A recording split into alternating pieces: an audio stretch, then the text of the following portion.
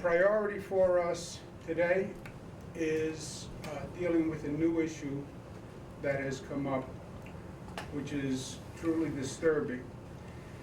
And that is the issue on how the COVID virus may affect young people, very young people, infants,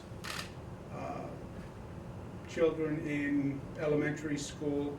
We had thought initially, and again, so many of what the initial information we had turned out not to be correct or turned out to be modified.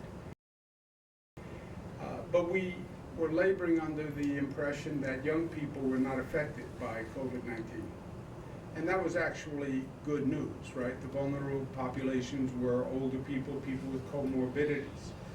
But one of the few rays of good news was young people weren't affected. We're not so sure that that is the fact anymore. Toddler, elementary school children are presenting symptoms similar to Kawasaki disease or toxic shock-like syndrome.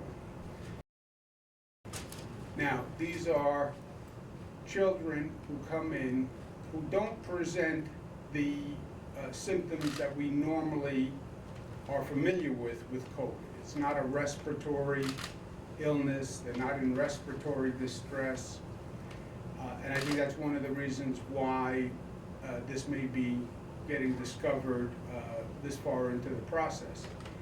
It's more an inflammation of the blood vessels, which can then cause problems with their heart. And there are 73 cases that the Department of Health, Dr. Zucker, is now studying.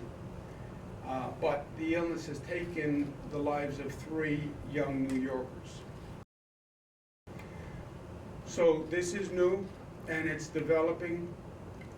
The Department of Health has communicated with the federal officials, the CDC, and the CDC has asked New York to develop national criteria for this so that other states, other hospital systems can also be checking into this and looking into